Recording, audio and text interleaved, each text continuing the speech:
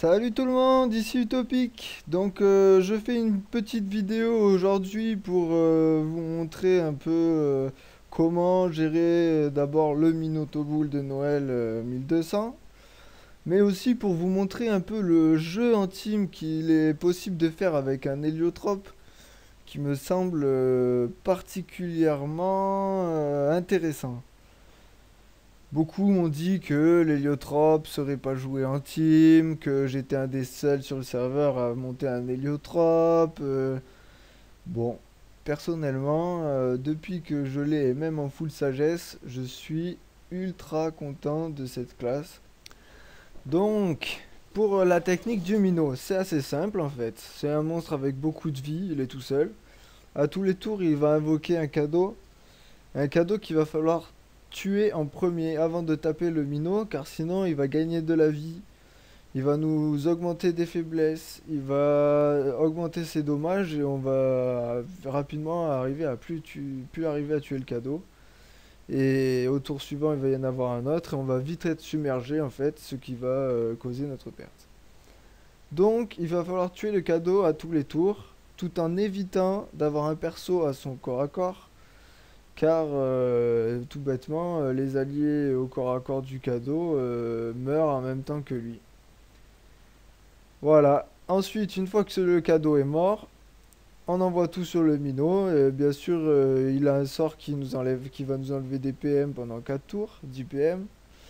Il a aussi donc un sort qui lui permet de se soigner. Il a aussi un sort qui va le débuffer. Voilà, donc il faut être un peu attentif. Il faut lui râle CPM, c'est le plus sûr. Si jamais on est trop près du minot, il peut nous faire un sort qui est en zone autour de lui, qui va passer le tour de nos alliés. Ce qui est assez gênant s'il le fait à tous les tours, on se retrouve rapidement à plus pouvoir jouer. Donc pour la technique que je vais faire, il va falloir que je fasse attention au portail. Parce que si le minot passe à travers et qu'il se retrouve au milieu de ma team, bah, il va passer le tour de toute ma team et c'est l'échec. Mais il va falloir jouer avec le retrait de PM, en le poussant, tout en lui faisant le maximum de dommages. Il a des faiblesses feu et terre. Ce qui est assez intéressant, c'est que il a beaucoup de points de vie et donc à force de lui enlever des dommages, on lui fait beaucoup d'érosion. Donc si vous avez un Yob Feu dans l'équipe, c'est parfait. Vous les rodez et vous envoyez des destins. Alors là, destin, c'est vraiment très très très fort, surtout pour lui qui a 36 000 points de vie. Vous imaginez un peu les dégâts qu'il va prendre. Ah oui, dernier petit détail, il vaut mieux quand même enlever son tutu. Parce qu'on se rendra compte qu'il a 180 de résistance critique, ce qui est assez emmerdant. Donc voilà pour ma technique. Après, je pense qu'il y a beaucoup de techniques différentes et c'est à vous de voir. Bon, maintenant passons à l'héliotrope.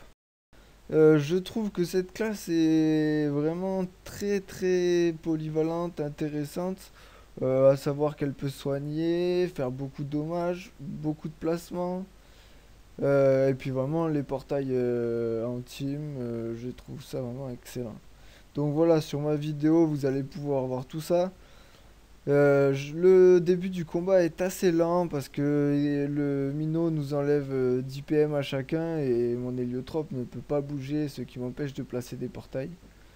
Mais ça va vite arriver et puis niveau des portails, bah, surtout le minot qui est tout seul, une fois qu'il a plus de PM et qu'on le place tout le temps au portail, il fait pas grand chose hein, et puis les dégâts sont assez conséquents. Donc ça se termine quand même assez vite. Voilà, voilà, j'espère que vous allez apprécier cette vidéo. Et puis je vous mets un peu de musique et puis je vous dis à bientôt.